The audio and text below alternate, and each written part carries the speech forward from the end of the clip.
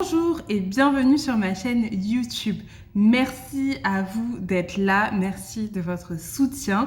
Sachez que j'ai une page TikTok et une page Instagram, Rita Canada sur TikTok, ritacanada.ca sur Instagram et n'hésitez pas tout de suite à me suivre sur YouTube, vous abonner Rita Canada. Je suis hyper ravie, je suis là pour vous accompagner dans votre projet d'immigration au Canada. Donc je vous donne des astuces, je vous donne comment immigrer, je vous dis exactement comment moi j'ai fait, je vous fais part de mon expérience et c'est pour ça qu'on est là aujourd'hui. Je suis hyper ravie de vous retrouver. D'habitude, c'est vrai que je fais des lives sur TikTok.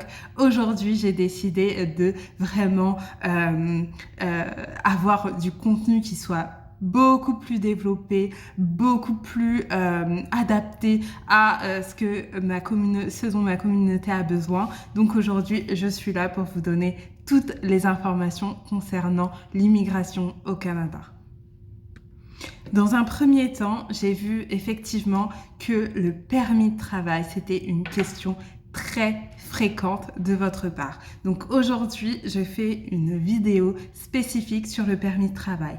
Sachez que j'ai créé ce qu'on appelle une série sur TikTok qui coûte 16 $, j'ai essayé de la faire le plus accessible possible et le plus diffusable possible. C'est pour ça que je l'ai mise sur TikTok, qui vous détaille vraiment tous les types de visas de travail que vous pouvez trouver au Canada et comment concrètement réaliser votre projet, c'est-à-dire non seulement maximiser vos chances de réussir votre projet d'immigration au Canada, mais également, bien sûr, des astuces, toujours. Moi, je suis là pour vous donner des astuces pour pouvoir y arriver au maximum et également, bien sûr, comment sur le site internet soumettre votre demande de manière gratuite. La demande est gratuite. Bien sûr, le site canada.ca peut vous demander des fonds surtout sur la résidence permanente, des fonds en premier, mais que vous les payez maintenant ou plus tard, de toute façon, on va vous demander ces fonds-là. Donc, je vous invite vraiment à regarder cette série parce que j'ai tout mis dedans de manière détaillée. Aujourd'hui, on est là pour que je vous détaille, moi, mon expérience personnelle en tant que résidente maintenant du Canada. Alors, je ne suis pas encore résidente permanente, mais je suis éligible, donc j'espère pouvoir avoir la résidence permanente très bientôt. En tout cas, aujourd'hui, je suis résidente temporaire. Donc, comment est-ce que j'ai fait pour venir au Canada? Eh bien, je me suis fait sponsoriser. Je détaille également dans la série comment se faire sponsoriser. Donc, je vous donne plusieurs astuces. Là, aujourd'hui, je vous dis comment moi, j'ai fait de manière personnelle et je vous invite vraiment à faire la même chose parce que vraiment, ça prend du temps. La manière dont j'ai voulu poser mes briques, disons, pour pouvoir arriver à mon projet, c'est vrai que c'est quelque chose qui prend du temps. Donc la première des choses quand vous voulez immigrer au Canada, c'est d'être patient, le plus patient possible et de pouvoir justement mettre vos briques, de faire en sorte de mettre vos briques dans le bon ordre pour arriver à votre objectif. Alors, moi, comment j'ai fait? En fait, je me suis fait sponsoriser. Ça veut dire quoi se faire sponsoriser? Ça veut dire que c'est l'entreprise qui te sponsorise, donc qui te paye ton visa de travail pour venir apporter tes compétences à l'entreprise. Qu'est-ce que j'ai fait pour me faire sponsoriser? La première des choses, c'est que moi, en fait, initialement, alors je dis ça parce que je suis française, mais les Français ont accès à ce qu'on appelle le VIE. Donc initialement, même bien avant de vouloir immigrer au Canada, eh bien, je voulais faire un VIE à l'étranger, simplement pour avoir une expérience à l'étranger qui me permette de faire valoir en fait mon CV CV, apporter une valeur ajoutée, étant donné que moi je suis initialement, en fait, j'ai fait un master en physique, sciences et matériaux, et un second master en commerce international. Donc je voulais que cette partie commerce international soit vraiment significante.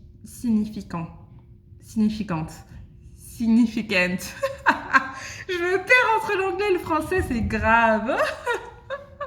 Je voulais en tout cas que cette expérience soit vraiment significative. Donc c'est pour ça que j'ai voulu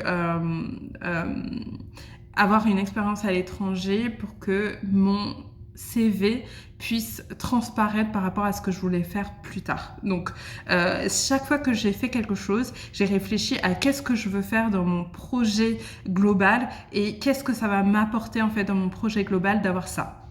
Donc c'est pour ça que j'ai commencé déjà par travailler mon projet global. Donc c'est ce que je vous invite à faire, c'est déjà travailler votre projet, savoir exactement ce que vous voulez faire. En tout cas, même si vous ne savez pas exactement là où vous voulez aller, au moins savoir ce que ça va vous apporter de rajouter ça dans votre comme corde à votre arc, parce que finalement c'est ça qui va faire que vous ayez un fil conducteur en fait entre toutes vos expériences. Donc moi ce que j'ai fait, c'est que je voulais initialement partir à l'étranger pour pouvoir faire valoir cette partie internationale que je n'avais pas en fait. J'avais effectivement fait une expérience il y a 10 ans au Canada, j'avais fait une expérience également aux États-Unis, mais c'est vrai que c'était pas assez significant, c'était pas assez significatif pour pouvoir vraiment le valoriser en tant que par exemple manager ou en tant que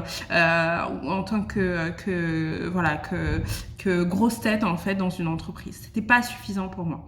Donc ce que j'ai voulu faire, c'est que plutôt que de me dire bah voilà je n'ai pas donc je reste là où je suis, eh bien je me suis dit je fais en sorte d'avoir les moyens d'arriver à mon objectif.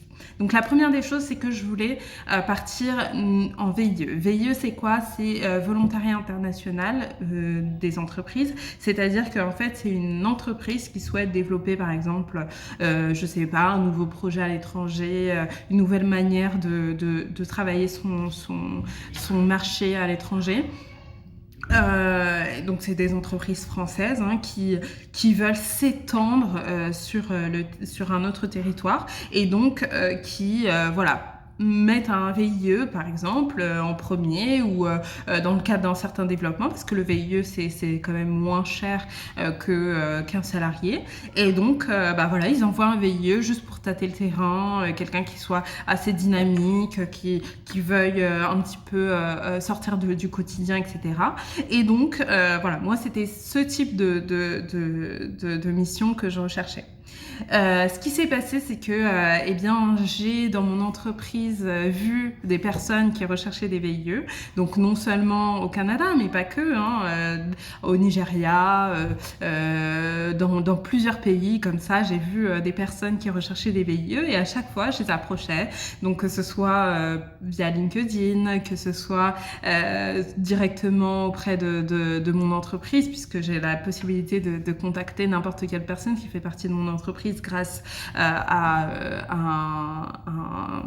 un carnet de contacts en interne. Donc j'ai utilisé cette stratégie-là pour pouvoir me faire sponsoriser. Donc ça c'est un premier point, c'est de vraiment tâter le terrain, essayer de voir si y a pas des personnes qui sont intéressées. Et puis le second point, c'est également d'exceller dans mon travail actuel, c'est-à-dire d'avoir une très bonne image de la part de mon manager actuel dans mon entreprise, pour que ce manager se dise ah oui, peu importe la personne qui va venir me voir, qui va me parler de cette personne-là, je pourrais lui dire que cette personne est vraiment incroyable. Voilà, c'était ça mon objectif, c'était de me dire il faut que je sois incroyable dans mon métier pour que derrière, en fait, rien ne puisse m'être refusé. Voilà, très honnêtement, il faut avoir du culot. Parce que aller voir un manager comme ça, je sais pas, un vice-président ou un directeur RH en lui disant bah voilà, moi je sais exactement ce que je veux faire ça, même si vous ne savez pas exactement ce que vous voulez faire, même si ce que vous voulez faire vous avancez beaucoup trop par rapport à là où vous en êtes dans votre vie, et bien juste le fait de pouvoir être fluide, de pouvoir savoir exactement où est-ce qu'on veut aller, etc., c'est quelque chose qui va retenir l'attention de votre interlocuteur. Donc vraiment, je vous invite à le faire. La deuxième chose, c'est après exceller dans mon travail, la troisième chose, c'est d'être en contact avec mon réseau. C'est-à-dire, voilà, j'ai un réseau proche de collègues, etc., de personnes qui ont également leur background et qui ont également voilà, leur expérience, plutôt que background, ça va être un peu mieux, qui ont leur propre expérience. Et mon but, c'était de pouvoir m'appuyer sur leur expérience pour pouvoir savoir exactement comment eux ont fait pour pouvoir, moi, faire la même chose. Donc effectivement, ça vient pas à pas. Il faut voilà, aller parler à des gens, il faut pas être timide. Ça demande, comme je disais, de l'audace. Voilà, il faut être voilà, vraiment... avoir peur de rien, être sûr de soi, etc. Et donc tous ces éléments-là, ça va vous permettre derrière de capter l'intérêt de votre interlocuteur. Et là, la personne à qui vous parlez, elle vous garde en tête. Elle sait que vous êtes quelqu'un de particulièrement incroyable, et donc si jamais il y a quelque chose qui se libère pour vous, elle vous gardera en tête. Voilà, donc c'est ça votre objectif. Ensuite, une fois que vous avez fait tout ça, vous avez les contacts, les managers, vous avez travaillé votre réseau et donc vous avez travaillé votre réseau à l'étranger et vous avez travaillé votre réseau en local. À partir de là, eh bien, il faut postuler. À partir de là, il faut postuler. Donc, une fois que vous avez postulé, que vous avez contacté du coup ces managers, moi ce que je faisais, c'est que j'envoyais directement des mails à ces managers. Donc directement, voilà, bonjour, je suis un tel, je fais ça, etc. Je suis intéressée par rejoindre votre équipe ou peu importe. Mais voilà, ça demande de l'audace. Et donc, j'allais directement vers ces interlocuteurs-là pour pouvoir me bâtir en fait une réelle communauté. Vraiment, de pouvoir être impactante auprès de ces personnes-là et que ces personnes-là, finalement, me fassent confiance. Une fois que vous avez ce cocktail, vous mélangez bien. Et là, vous n'avez plus qu'à attendre que ça fasse ses merveilles, que l'opération prenne, que la chimie fasse effet. Et donc effectivement, une fois que vous avez fait tout ça, normalement, il ne s'agit que d'une question de temps pour que on revienne vers vous ou que les personnes en fait soient vraiment intéressées par vous pour vous proposer directement un job. Alors, il faut savoir qu'au niveau des managers, il y a différents types de managers, il y a différents niveaux de managers. Il y a des managers qui sont au niveau d'une équipe, qui vont avoir énormément d'influence sur cette équipe et donc qui vont pouvoir avoir ce pouvoir-là de recruter même si le besoin reste moyen. Il y a des interlocuteurs qui, eux, par contre, sont capables de créer un poste uniquement pour vous. Parce qu'ils veulent vous prendre. Vous êtes, voilà, il y a des managers de managers qu'on peut appeler VP, SVP, etc. Donc, SVP, c'est Senior Vice-Président, Vice-Président pour VP. Donc ces personnes-là ont le moyen, il y a même des exécutifs vice-présidents qui ont le moyen de créer un poste de A à Z que pour vous. Parce que vous l'avez impacté. Parce que vous l'avez impacté, elles sont capables de créer quelque chose uniquement pour vous. Donc, il faut garder ça en tête. Parce que quand vous avez un interlocuteur en face de vous, ce n'est pas uniquement parce qu'il y a un poste d'ouvert et que vous voulez recruter pour ce poste-là. C'est également parce que vous savez que cette personne, potentiellement, elle peut créer monts et merveilles juste parce qu'elle vous veut dans son équipe. Il faut montrer de la motivation, il faut montrer de l'entrain, il faut montrer que vous êtes là pour tout déchirer. Vous êtes là pour changer, pas pour changer toute l'entreprise, mais pour changer toute la vision. Vous êtes, peu importe l'âge que vous avez des éléments de votre côté. Si vous êtes jeune, vous avez cette jeunesse qui vous permet d'avoir cet œil extérieur à ramener toujours de la nouveauté. Si vous êtes un peu plus âgé, vous avez cette expérience qui fait que le fait que vous ayez vu énormément de choses, ça vous donne énormément de cordes à votre arc. Vous avez toujours un moyen de pouvoir vous dire que cet interlocuteur, je vais pouvoir l'impacter, il a besoin de moi dans son entreprise. Et c'est ça que vous devez viser.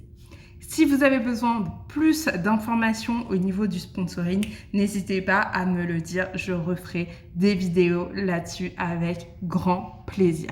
Sur ce, c'est la fin de cette vidéo. Je vous remercie de votre attention et je vous dis à bientôt. Bon courage pour votre projet.